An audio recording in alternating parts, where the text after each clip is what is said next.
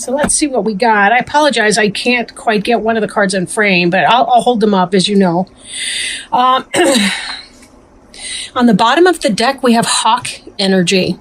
I am working with the Tarot of the Greenwood today. Tarot of the Greenwood.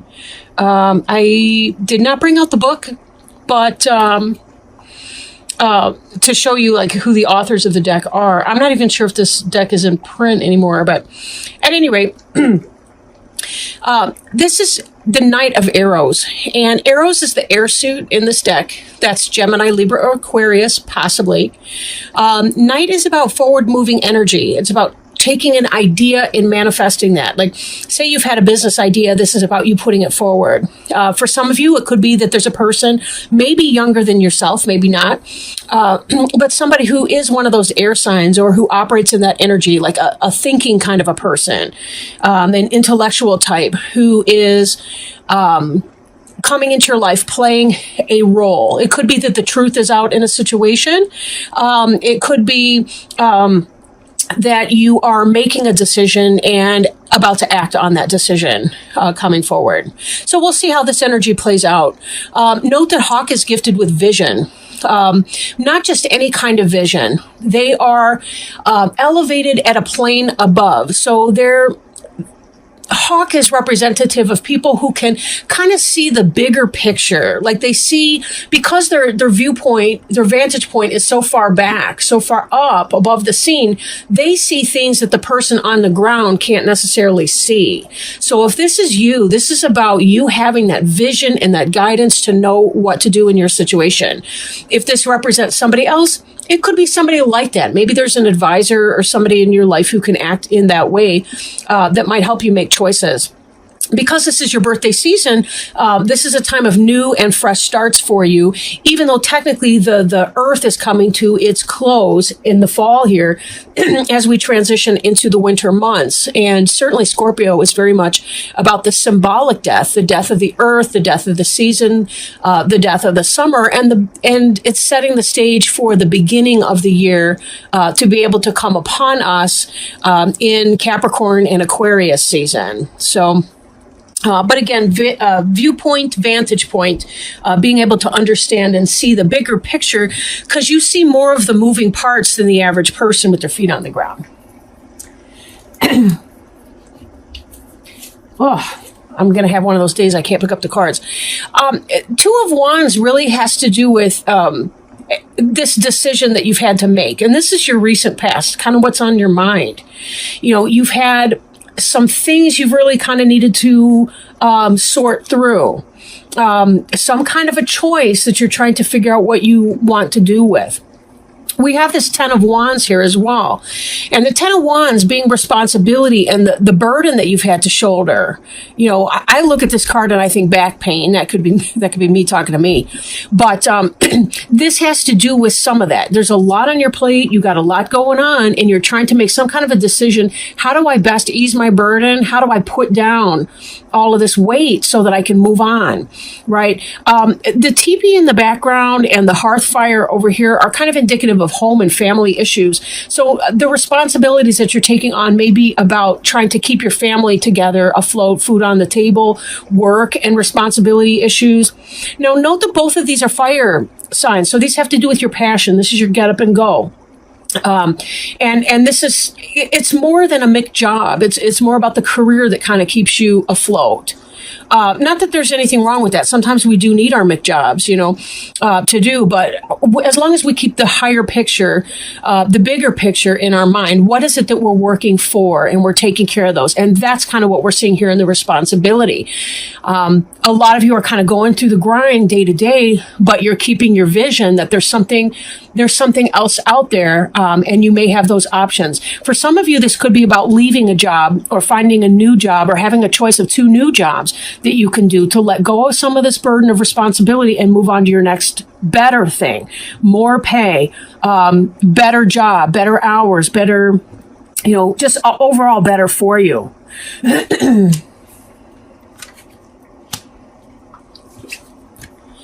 This has come from a place too, and this will play a role in your choice that you're going to be making. Will be, what is it that you dedicate yourself towards. Now, although, arrows is, again, it's that air suit, we see here, this is a bow and arrow, but this warrior, or maybe I shouldn't even say warrior, this person's playing this bow and arrow as an instrument, a musical instrument, not as a weapon. So this speaks more to the poetry of our soul than, again, the day-to-day grind that we may be having to go through. There's something that's inspiring you. And that's part of what's playing into this decision. As you're moving forward in your day-to-day grind, when you're making your choice, what you're going to want to do is look at what's the thing that uplifts your soul the most and makes you feel the happiest. Like when you reflect on those jobs and imagine yourself going to that location every day, or imagine yourself, for some of you, wands being passion could be relationships, say. When you're thinking about your choice, what makes your heart feel lighter? What makes your responsibility feel lessened? Sometimes relationships, for example, they can add or subtract from our life. If you're coming home from a busy job with a complaining boss and all the rest, and you've got a lot of family life, kids, all the rest, and you're coming home to a complainer, obviously that's not going to be your best choice when you're trying to weigh out your decision. You want somebody that's going to help carry this, help shoulder this responsibility. If this is a job, again, it's going to be about, what's going to get you ahead the best, but it's not always necessarily a material decision that you're making in that. There might be a job for slightly less pay, but the environment felt more peaceful to you, and there's really no price tag you can hang on that, especially if the salary is kind of comparable, or the hourly wage, whatever, is kind of comparable to one another.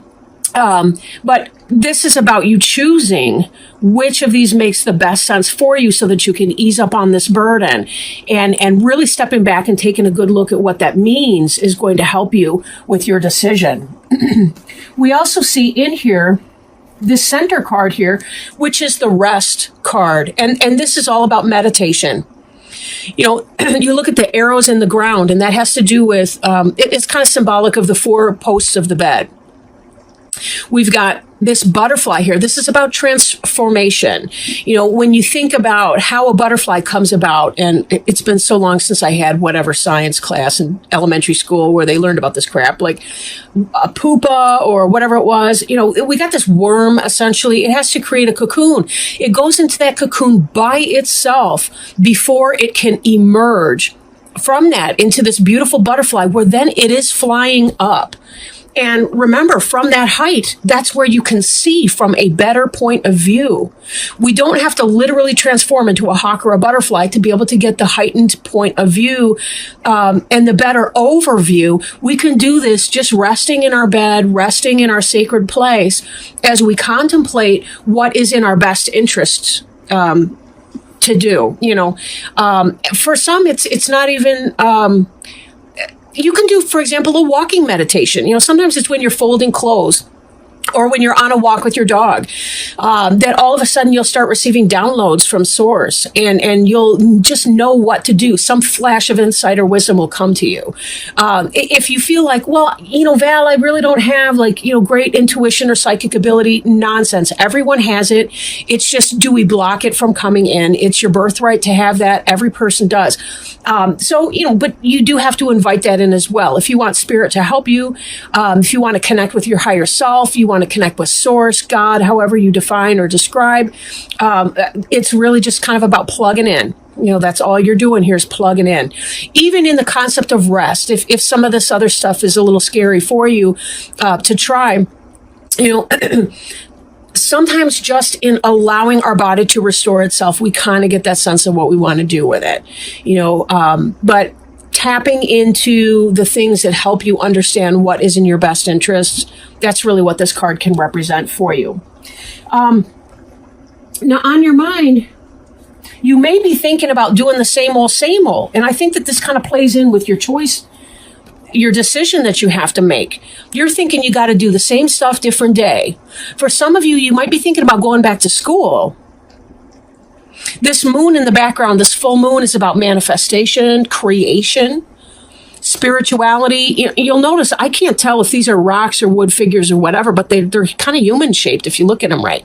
And then of course we have this one here. who has some kind of antlers sticking out of his or her head. Antlers are about tuning into the wisdom of the universe, receiving those downloads. They're like the antenna of some animals like deer and elk and so on, antelope. Again, this is about receiving wisdom from source. This could be about a class. This could be about like-minded individuals. Stone is about manifestation. That's your earth suit. And 9 of stones, 9 of earth is a very happy. It can be about the individual journey, the individual pursuit, kind of going it alone on the one hand. So there may be traditional methods for you to reach non-traditional outcomes from your own life.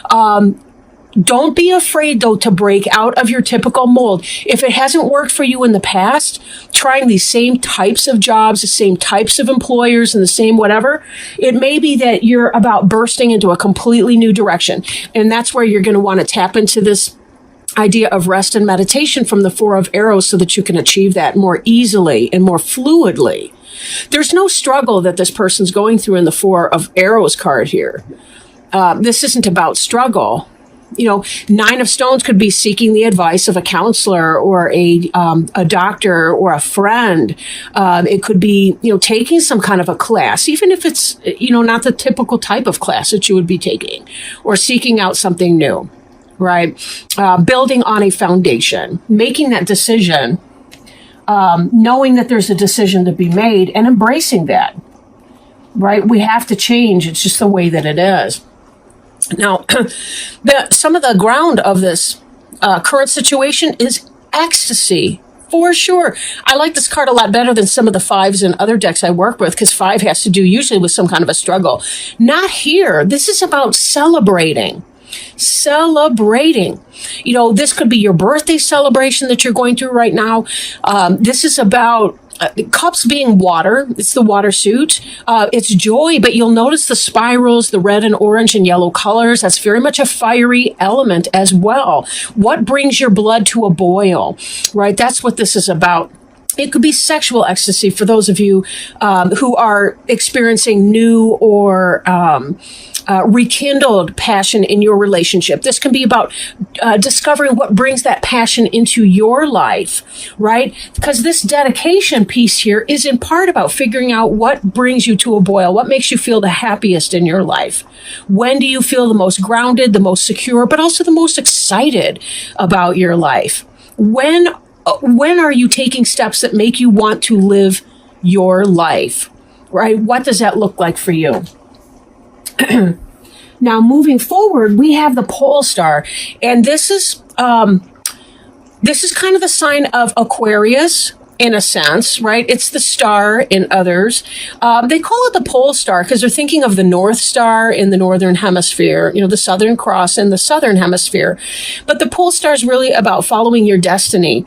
It's about using the star for navigation. Like when you're trying to make that decision, when you're trying to figure out what's working for you, this is about going within and trusting and having hope and having faith that it will, in fact, work out for you, that you are going to get to your destiny. Your destiny is not going to be missed by you.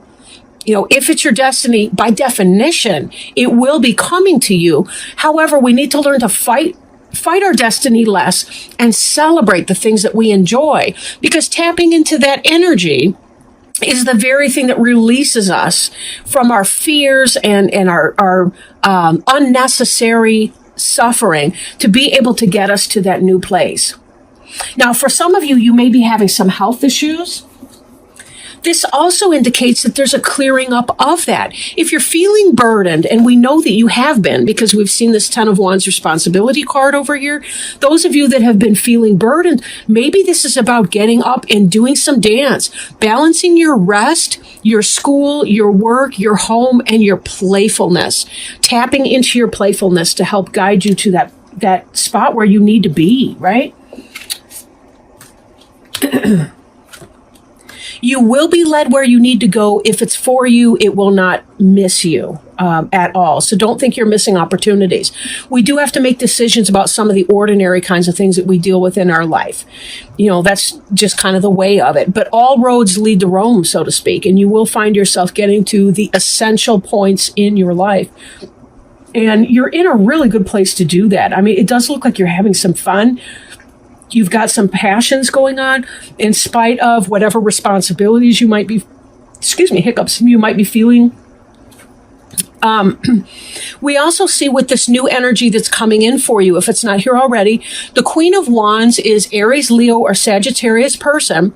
Doesn't necessarily have to be a female, but could be yourself living within this newfound passion of yours, right? This could be that somebody excites passion within you. If this is speaking to a relationship, if it's speaking to a professional life, again, it could be that you have somebody who is a coworker, a friend, a boss, somebody like that's really helping you, and is kind of on your team. Very positive here. Know that you will be drawn towards your passions, that you will be brought into that. I do feel like for a lot of you, this could be because there's somebody that's coming in for you. Who makes you feel passionate, who makes you feel really good, that helps you set down your burdens of responsibility and get to what makes you feel happy and fun.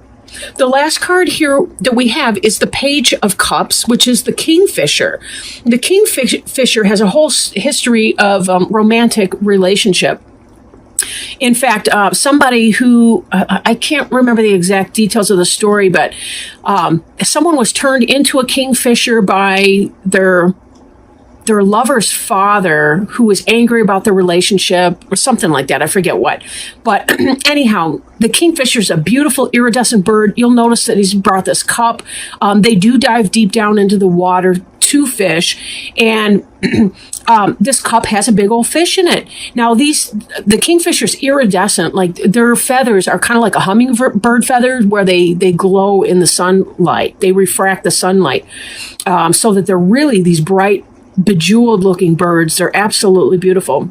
But Page of Cups is about the bringing in of a new love situation. And that looks like this ecstasy that's coming in. For some of you, this person here who's playing the bow and arrow as a musical instrument, I kind of feel like somebody's been wooing you, and it's really kind of been turning you on a lot. They've been playing you. I don't mean that in a negative way, but I mean they've really been kind of ramping you up. And this is about the beginning of a new love that's coming in. And it's going to have you feeling like this passionate person. Again, it doesn't have to be a female, but probably can be, or at least, makes you feel like a natural woman, so to speak. But, this progression from the Nine of Arrows through to the Page of Cups, what beautiful energy. What starts off as something that's passionate may have a very firm foundation in love. Now, a lot of birds will bring food for their mate, kind of a courtship feeding ritual and so on. So the offer of the fish in the cup that's tangible. I mean, it really exists. It's not just words and bullshit. It's real. They're actually offering to bring you something that is wonderful. And this energy can help you get to a place where you feel well rested and can throw off some of these responsibilities so that you can follow your higher purpose. Remember, sometimes we need that loving. We need that sugar, because somebody comes in like that and they excite our passions and so on. That gives us the energy we need to be able to manifest the things that we need to make happen on the earth plane here. Ecstasy, romantic expression, all of that really does have such a powerful role in helping to light our fire and give us that oomph that we need to get stuff done. So for some of you, maybe that person coming in here is the Knight of Arrows that we saw before. Maybe you're having dealings with that Gemini, Libra, or Aquarius, somebody who's stoking you up. Then again, we've kind of got all suits represented. The Page of Cups being water, that could be the Scorpio, Cancer, Pisces person. Could be yourself, being a little shy, coming in like a page.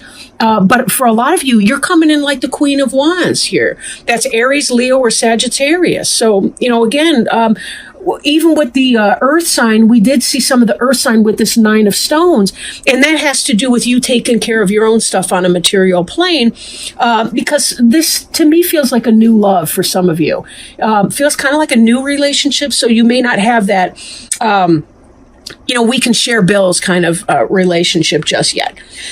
Now, lastly, I do want to shuffle a Animal-Wise Tarot card and pull that and see if we can't have some wisdom or advice moving forward.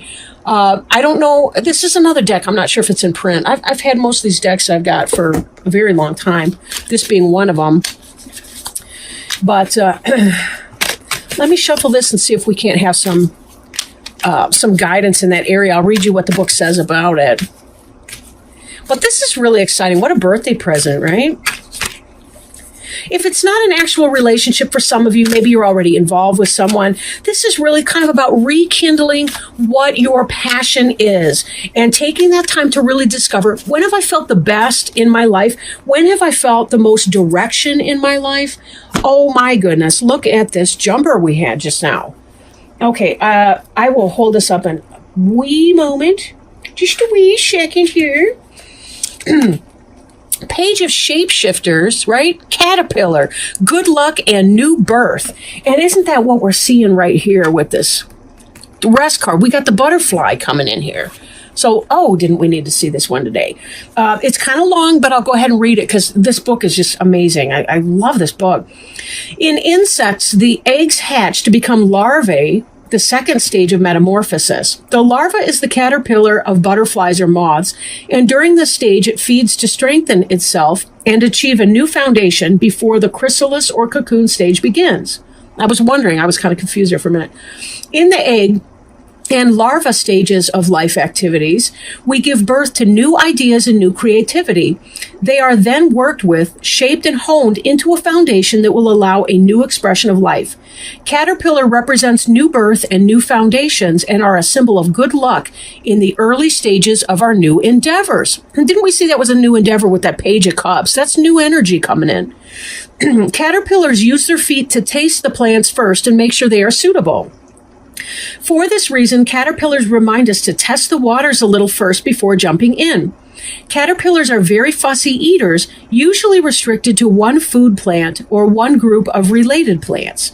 When caterpillar appears, it is best to focus only upon one idea or one group of associated ideas and projects for our greatest success at this time.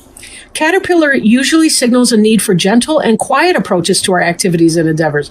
Watch for a surprise or gift about to be offered to us, one that can be beneficial to our future if we take advantage of it. Look for good news, new birth, and creative inspiration. This is a time to get ready to start a new project or initiate a new endeavor. Caterpillars come in a variety of shapes and colors, reminding us of the variety of possibilities and promises of life at this time. The shapes and colors help protect many caterpillars from predators. Some of their forms make them appear as if they would be hard to swallow. Some of their colors warn predators that they may be distasteful if eaten. The appearance of the caterpillar reminds us to be cautious in starting our new endeavors. We should protect and disguise them as much as possible while we pursue them. If we do so, we will see rapid growth and we will experience the birth of a new foundation. Questions to I don't want to skip that. When it first hatches, the caterpillar is tiny, but grows so quickly that it must replace its skin. Most species of caterpillars molt 4 times, but some shed their skin every few days to make room for a bigger body. Reversed caterpillar, and I didn't read reverse in this reading. Reverse caterpillar reminds us that new growth cannot occur unless the old is shed. We may be refusing to shed what we have outgrown. Not doing so will prevent and hinder all new efforts and endeavors.